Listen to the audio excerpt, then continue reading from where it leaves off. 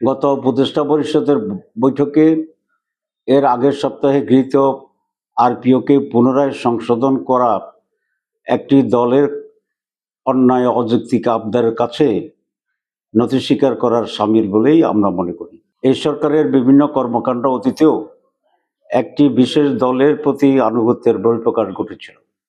প্রধান উপদেষ্টার লন্ডন গিয়ে একটি অসময় এবং অবৈধ চুক্তি, একটি দলের চাপে নির্বাচনের রোডম্যাপ ঘোষণা এবং সর্বশেষ একই উপদেষ্টা পরিষদে গৃহীত একটি দাবি আরেকটি দল যখন এটার সাথে দ্বিমত পোষণ করেছে, বিভিন্ন রাজনৈতিক দলের মার্কা ব্যবহারের বিষয়তে আবার সেটাকে গত পরিষদের বৈঠকে পুনরায় পুনর্বিবেচনার নামে দলের প্রতি যে আনুগত্য প্রকাশ করেছে সরকার, নিঃসন্দেহে এই সরকারের নিরপেক্ষতা ক্ষুণ্ণ হয়েছে।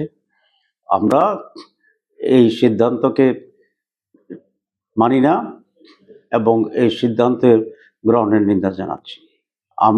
আমি স্পষ্ট দাবি করতে চাই, ইতিপূর্বে নির্বাচন কমিশন এবং উপদেষ্টা পরিষদের প্রত্যেকটি দল নিজ নিজ প্রতীকে নির্বাচন করতে হবে বলে যে দুটি সিদ্ধান্ত হয়েছিল, সেই সিদ্ধান্তের সাথে আমরা একমত এবং জাতি একমত। আমরা গত পরিষদের বৈঠকে গৃহীত সেই সিদ্ধান্তকে আবার পুনর্বিবেচনার জন্য অনুরোধ জানাচ্ছি, অন্যথায় এর বিরুদ্ধে রাজপথে প্রতিবাদ হবে।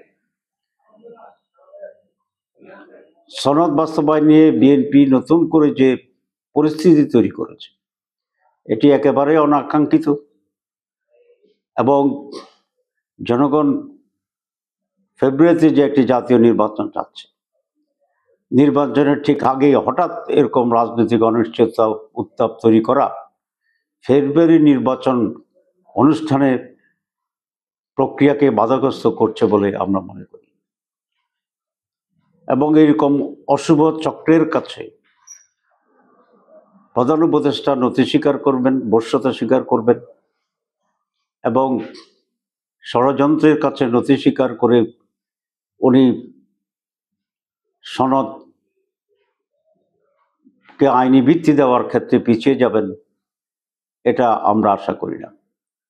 আমরা ওনার কাছে এই আশাই করি যে সংস্কার রিফর্ম ছিল ওনারই নিজস্ব প্রোডাক্ট এবং উনি ওনার এই সন্তানকে নিজ হাতে ছুরি দিয়ে হত্যা করবেন, এটা জাতি বিশ্বাস করে না। আর যদি এটাই প্রধান উপদেষ্টা করেন, তাহলে এটা জাতির সাথে যে ওয়াদা উনি করেছিলেন, সেই ওয়াদার উনি ভঙ্গ এবং খেলাপ করবেন বলেই জাতি মনে করবে।